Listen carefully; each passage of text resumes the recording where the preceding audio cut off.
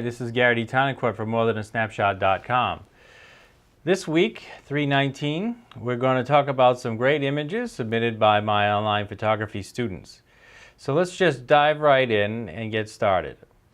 Okay, the first image up, we have some nice icicles on a rock wall. I like the vertical composition you chose. It's a vertical subject, and so a vertical composition does work well for that sort of image. The exposure in the image looks good. The sharpness looks good. We might have well, actually, it's not overexposure in the image. It's the logo that you added, so that's fine. And it looks to be sharp throughout, so good job.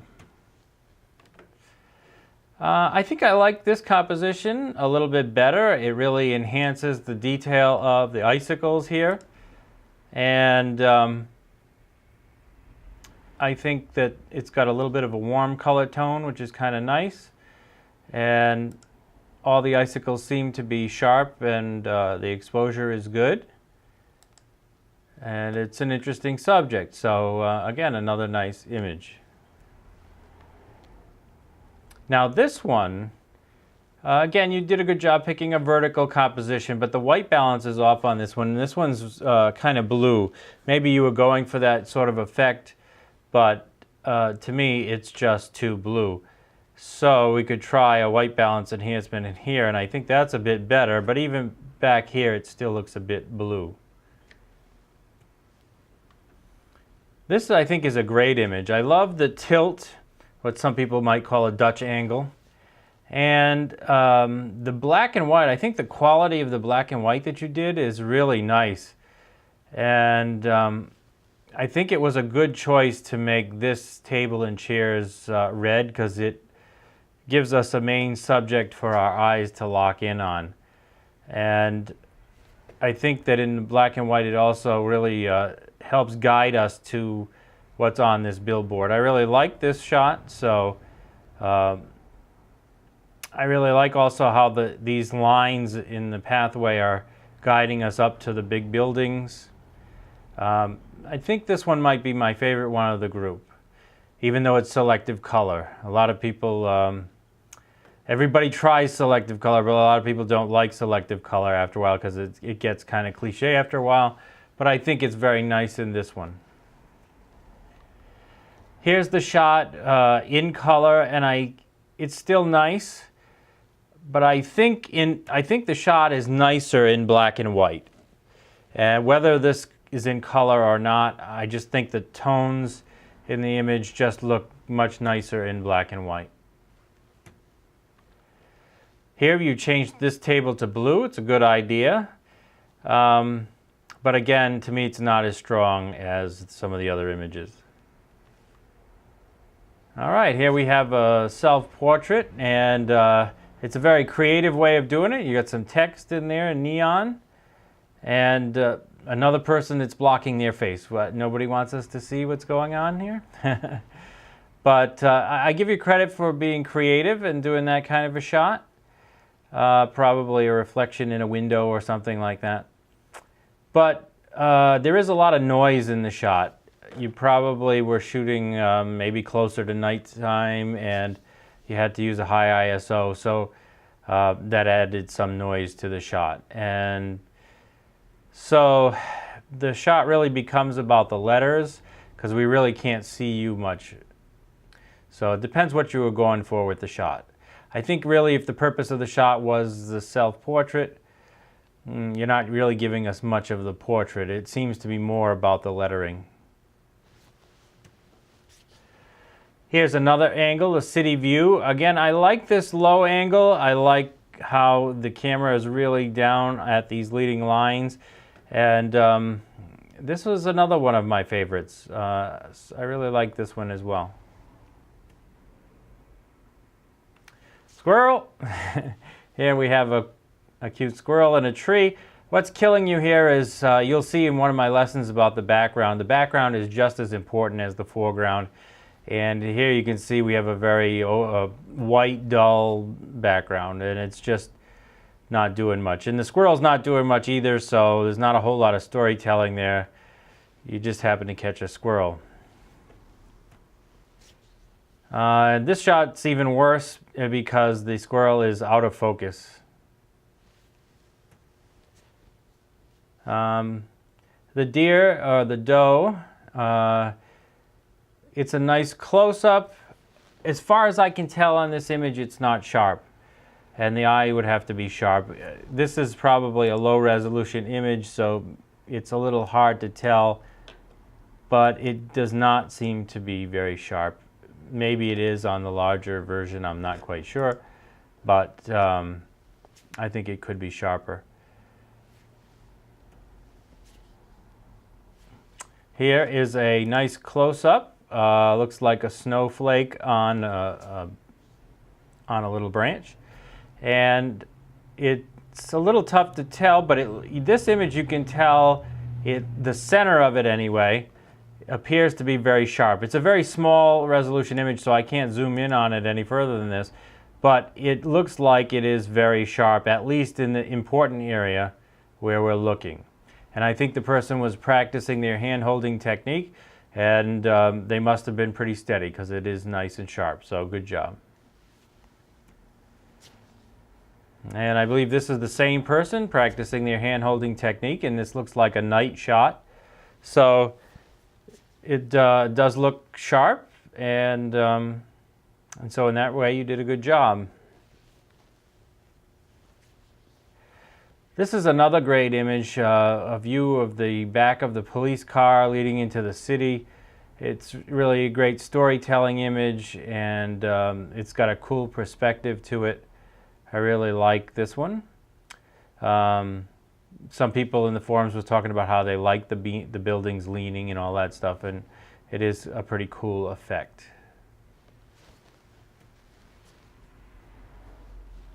Here we have a flower close up, and it's well done. It looks like it's getting very close to being overexposed in some areas, but it's not showing any overexposure.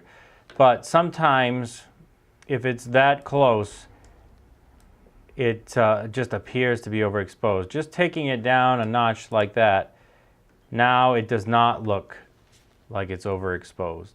So just be careful about how close you get to being overexposed. Here we have a black and white shot. We have a leading line taking us to an old truck, and we've got some power lines and everything. I would say the problem with the photo is you might say that the subject is this truck back here, but the truck is so far away, it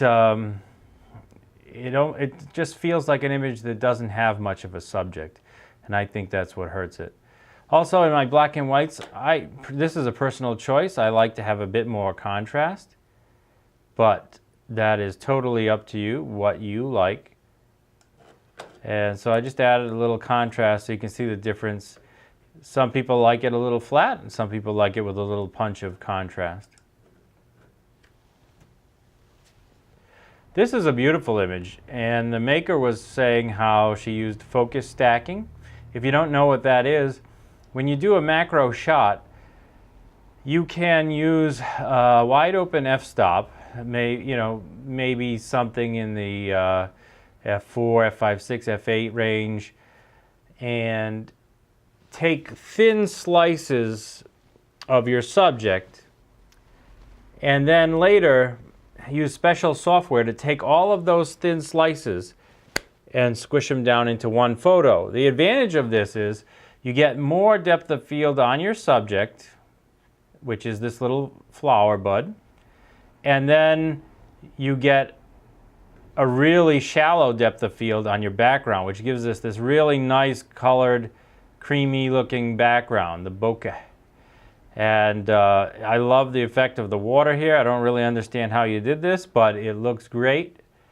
I love this one, and you mentioned that you could use it for home decor, and I definitely think that you can.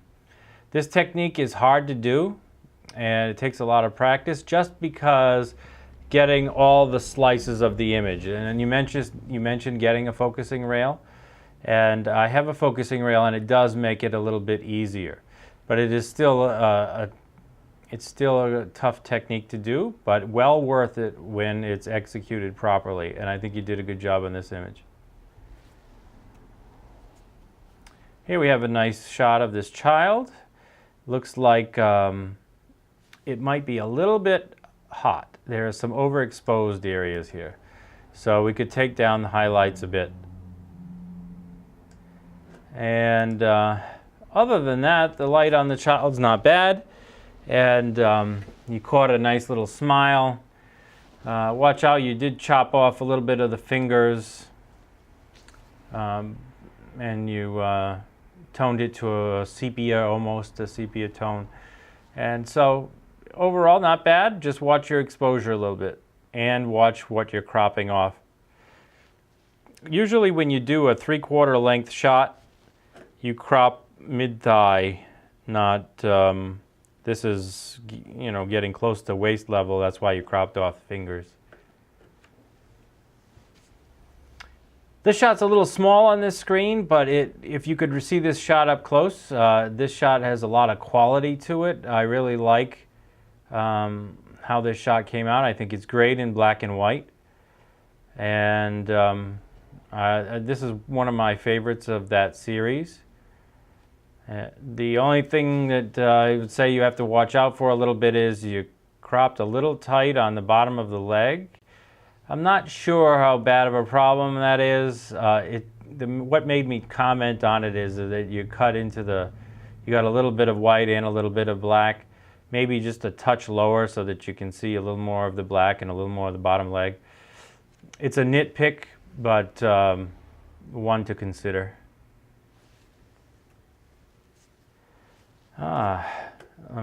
This one has some overexposure to it, so we're going to have to take down the highlights.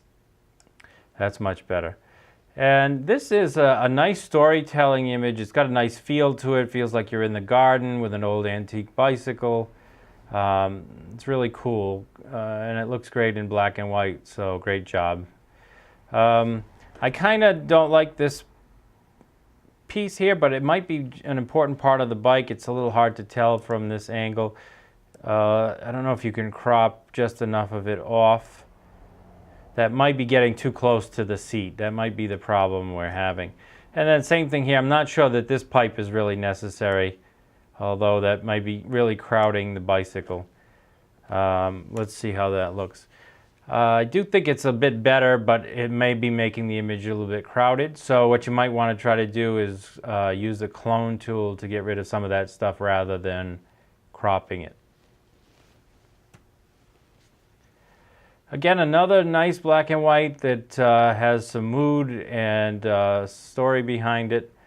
The only problem with this one is there's sort of nice lighting on the shed, and there's really not any lighting on the boat. So I think that's the one thing that hurts this image, is the boat is sort of in the shade, and the shed is sort of in the light. So that would be my one comment about this one.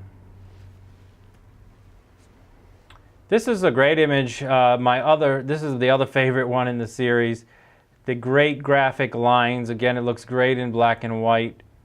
I really like this shot.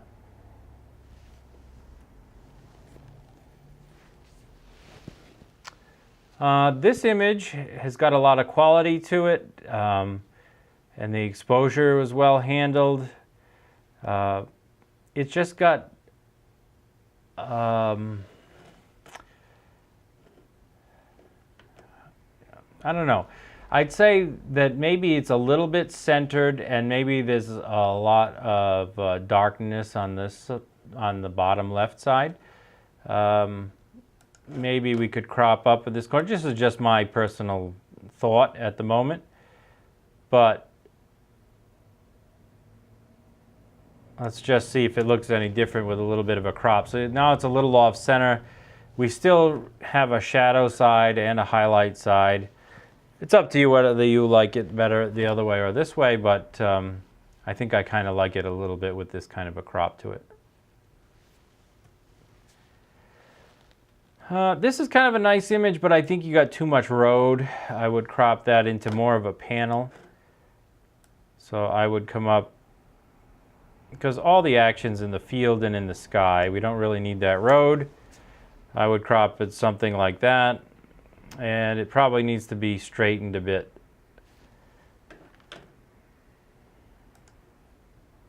It just feels a little tilted. So, all right, I might have gone a little too far, but you get the idea. It's a little bit straighter, horizon type. Here we have a nice shot. The light looks good on the child. You caught a great expression. The only problem is the child is looking off in this direction, and you have them sort of crammed up on this side of the frame. And then you have a lot of empty space that's not adding to the image. If the elements are not adding to the image, that means they're distracting to the image. So you want to cut them out. So the only thing we could do with it about now would be to just crop it into more of a square composition.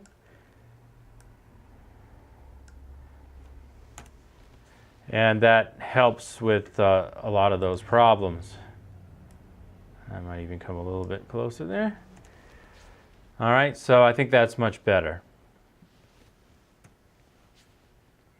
Here's another cool city shot. This one is the super wide angle fisheye type of a shot, and it's very cool looking, and I like it. I still think I like the other ones better, but this is a pretty cool shot too. This person was practicing using the AFA and the AFC for their focusing modes, and the difference is AFS, I should say, will focus once and lock in, and then AFC will continuously focus and is good for moving objects. And she was saying that she didn't think it was any better with the AFC, and she may have even missed some shots with it. And that can be until you get used to it. Some tips for using the AFC would be you have to keep that center focus area on the subject. As soon as it falls off the subject, it's going to start focusing on something else. And that could be one reason why you missed some shots using it. The other thing is the boat is going out into the waves, so it's probably not moving all that fast in the outward direction. And so in that case, this shot probably would have been better off using the AFS, because it really wasn't moving all that fast in the outward direction. Focus is based on distance, so if you have a subject that's moving quickly away from you or towards you, AFC can really help maintain that focus. I think in this situation you probably didn't really need it, although it could have been used, but just make sure that if you're going to use it, that you keep that main focusing spot right on the subject, because as soon as it falls off onto something else, it's going to change the focus. Anyway, this shot is very cool. You've got some nice water spray as the boat is really fighting to get through those waves. You got the people in action paddling. So I think it's a really cool shot. The only thing that I would say on the negative side is that the paddles are kind of conflicting with the boats that are over here in the background. This shot I like a bit better.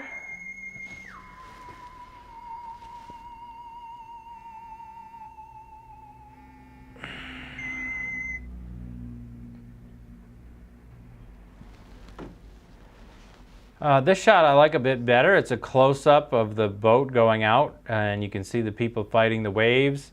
The only thing I would say about this one is it feels like it's a bit crowded a little bit on the right side. The paddles are almost going out of the frame, and yet we have a lot of room here on the left side. So just watch out for that. Here we have another self-portrait of a new student, and I like this one. It's showing a story of her being in her garden. She likes to photograph flowers, maybe. And so it's pretty good. You see you got some overexposure in the background, and this background is not really adding to your image, so it's distracting from your image. So we're going to just crop as much of that out as we can. and then we'll just take down the highlights just a touch, and you can see that that helps the image quite a bit. And I might even, if I was doing this, I might even go around the edges and darken the edges, especially over here, so that we don't see that or we don't notice it as much. This is an interesting image. It does tell a story. It's interesting how the plant is fighting its way through the snow. That spring is trying to come even though we have all this snow around. It's just that the lighting, I think, is the problem. It looks like it's front lit, and that's a little bit of a boring type of lighting. We can see it's lighting the snow in front of the plant. It's lighting the front of the plant, and so even in the front of the plant, there's no shadow. We see the shadows behind the plant. I think it would have been stronger if you had lit this from the side. All right, so maybe next time you give that a try. Here we had a person practicing their image editing, and this I think was the original, not the edited. I could be wrong, but this one is definitely overexposed. You can see the snow is nice and white, but maybe overly white, and you can see areas that here are too bright, and you can see it's even very bright even on the grass. So if that is the original one, then you did a good job taking that down to this one, and you cropped it a little closer, and it's not quite as bright, and so I think it is an improvement.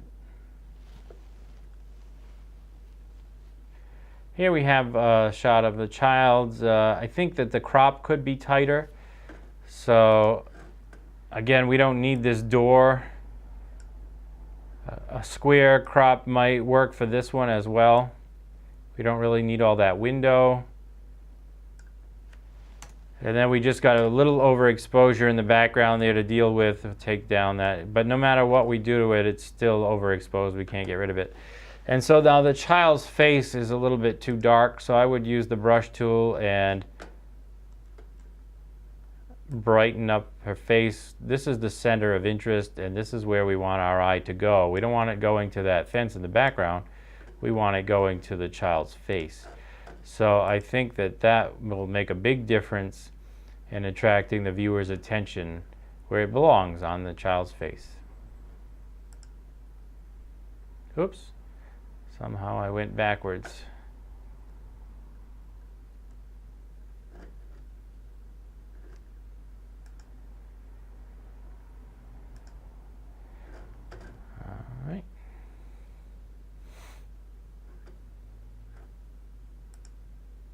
Okay, this is the next shot, and same type of a shot, and this one you did crop in tighter, and it did eliminate a lot of those distractions, and that's good. But again, the face needs to be brighter, so we can try the same thing here. Really bring out the face and the eyes, and I think that helps.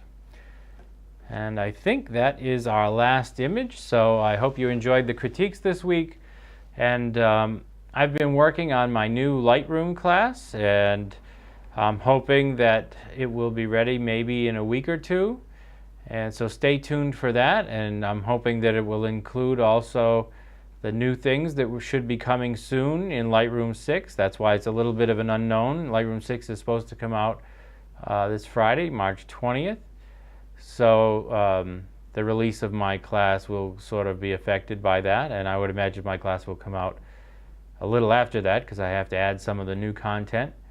But all of the Lightroom 5 type of lessons are all ready to go and sitting there waiting to be published. So I will let you know when that comes, and I hope you can all join me in my new Lightroom class. So again, this has been Gary D. Tottencourt from morethanasnapshot.com. If you would like to have your images critiqued every week, you should join my online photography class. All right. See you next week, everyone. If you like this video, please be sure to hit subscribe down at the bottom so you can see our future videos. Also, you might want to check out the show notes to see my other websites like morethanasnapshot.com, where you can take my online photography class. Also, like us on Facebook so you'll know what's new with morethanasnapshot.com.